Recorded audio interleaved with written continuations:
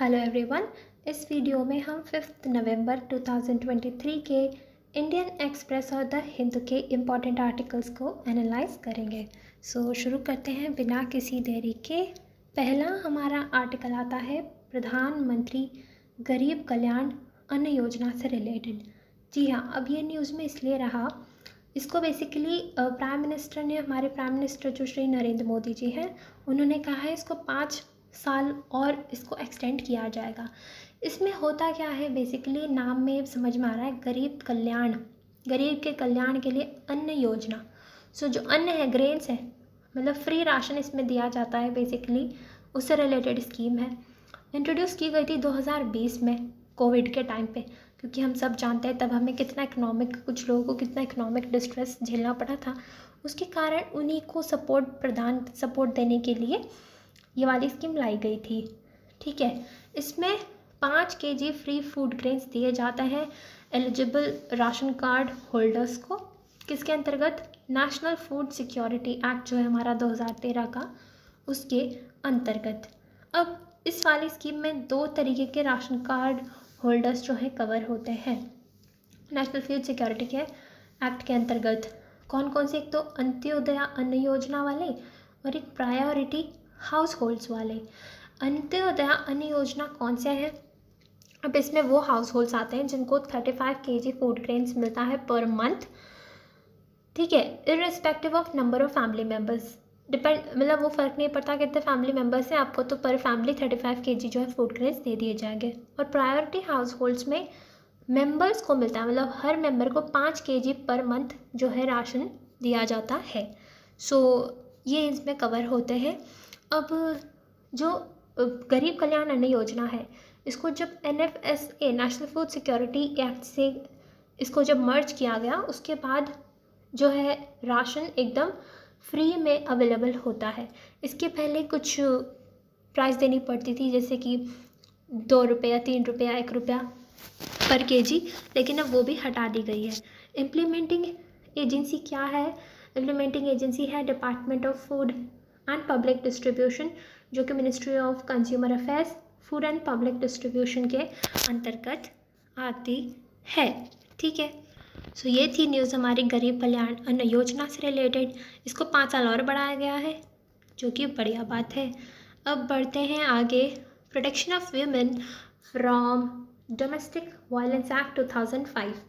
अब ये क्यों रहा न्यूज़ में? ये इसलिए रहा है कि अभी एक मुद्दा आया है जिसमें सुप्रीम कोर्ट ने अग्री किया है कि हम इस चीज़ को एग्जामिन करेंगे कि जो ट्रांसजेंडर वुमेन होती हैं, क्या वो इस एक्ट के तहत मेंटेनेंस क्लेम कर सकती हैं या नहीं। है तो ये वुमेन के लिए, तो are transgenders allowed in it और नॉट, ये है बात। अब ये एक्ट लाया क्यों गया था एट द फर्स्ट प्लेस? इसमें लाया गया था कि भाई जो वुमेन है उनको प्रोटेक्शन प्रोवाइड की जाए from any kind of violence. It is meant to provide protection to a wife हो, या चाहे लिव इन पार्टनर में जो फीमेल पार्टनर है वो हो, उसको वायलेंस से बचाया जाए, not just at the hands of partner but also relatives. ठीक है, उससे रिलेटेड था। अब डोमेस्टिक वायलेंस कैसा भी हो सकता है, ठीक है, चाहे एक्चुअल अब्यूज़ हो या फिर सिर्फ थ्रेट भी अगर मिल रहा है तो वो भी इसमें कवर होता है, चाहे फिजिकल हो, सेक्सुअल हो, वर्बल हो, इमोशनल हो या इकोनॉमिक हो, किसी भी तरीके का। और डाउरी डिमांड्स, जो दहेज वगैरह मांगते हैं, उससे रिलेटेड जो हैरेसमेंट होता है वो भी इसमें कवर होता है। अब सारी वुमेन इसमें कवर होती है, चाहे मदर हो, सिस्टर हो, वाइफ हो, विडो हो या पार्टनर्स हो, हर टाइप की। ठीक है, और कंप्लेन कौन कर सकता है? तो कंप्लेन वुमेन कर सकती है या फिर कोई भी पर्सन उनके बिहाफ पे कंप्लेन कर सकता है। ठीक है, अब रिलीव्स की बात करें तो कौन कौन सी रिलीव्स के लिए इसमें अप्लाई किया जा सकता है? तो प्रोटेक्शन मांगी जा सकती है, या residence order, monetary order, temporary custodian of children, या कंपनसेशन। ऐसे रिलीव्स इसमें जो है मांगे जा सकते हैं। इसके अलावा अब इसमें जो रिलीफ ग्रांट की जाती है कोर्ट के द्वारा, अगर वो नहीं दी जाती है, वो ब्रीच की जाती है, तभी क्रिमिनल एक्शन जो है लिया जाता है। Only when the relief granted by the courts is breached that criminal action is taken against the respondent. ठीक है, और इतना ही नहीं, इसमें कुछ प्रोटेक्शन ऑफिसर्स भी अपॉइंट किए जाते हैं गवर्नमेंट के द्वारा, ताकि जो अग्रीड वुमेन हैं, जो महिला हैं जो कि पीड़ित हैं, वो उनकी हेल्प ले सकती है केस फाइल करने में या बाकी सारी चीज़ों में, जो भी लीगैलिटीज़ पूरी करनी होती है उन सब में प्रोटेक्शन ऑफिसर्स उनकी हेल्प कर देते हैं। और इतना ही नहीं, बल्कि जो सर्विस प्रोवाइडर हैं यानी कि एनजीओज़ वगैरह, वो भी कोऑर्डिनेट करते हैं सारे स्टेक होल्डर्स से, ताकि जस्टिस मिल पाए, न्याय मिल पाए और रिलीफ भी मिल पाए विक्टिम्स को। सो ये न्यूज़ थी। अब ये क्वेश्चन है कि भाई ट्रांसजेंडर वुमेन इसमें इंक्लूड होनी चाहिए या नहीं, ये अब सुप्रीम कोर्ट डिसाइड करेगा। ठीक है, सो नेक्स्ट आती है बेल्ट एंड रोड इनिशिएटिव से रिलेटेड BRI। अब ये चाइना का प्रोजेक्ट है जिससे वो इंफ्रास्ट्रक्चर डेवलपमेंट कर रहा है, बहुत सारे नेशंस में उनको कनेक्ट कर रहा है। सो उससे रिलेटेड ये न्यूज़ है, जो फिलीपींस नाम का जो देश है उसने एग्ज़िट कर लिया है BRI से, बेल्ट एंड रोड इनिशिएटिव से। ठीक है, और वो बाकी ऑल्टरनेटिव एग्रीमेंट्स एक्सप्लोर कर रहा है बाकी ट्रेडिशनल पार्टनर्स से, जो कि हैं Japan, south Korea, United states या फिर यूरोपियन यूनियन।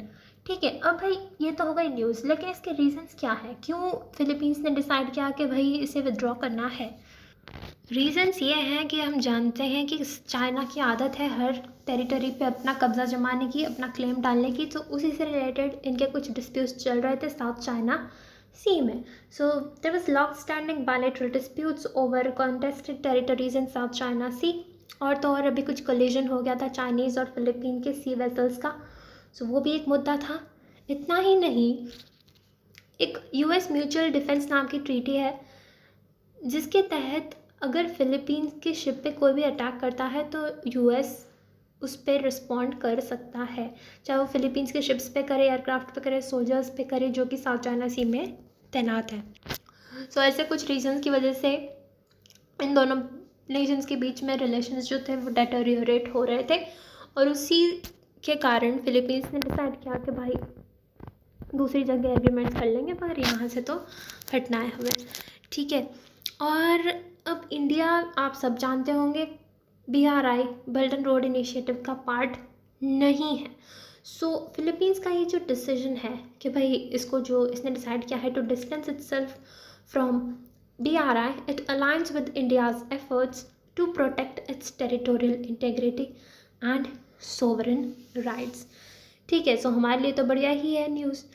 और इंडिया और फिलीपींस का बेसिकली एक शेयर्ड कमिटमेंट है कि भाई एक रूल बेस्ड ऑर्डर होना चाहिए इंडो पैसिफिक रीजन में। So India and Philippines both underline their shared commitment to upholding a rule based order in the Indo Pacific region. ठीक है, सो ये न्यूज़ थी हमारी बेल्ट एंड रोड इनिशिएटिव से related. अब बढ़ते हैं नेपाल के अर्थक्वेक को।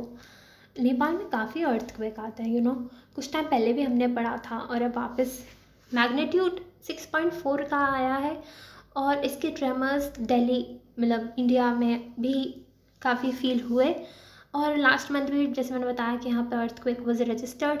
अब नेपाल जो है ना, ये 11th most earthquake prone country है।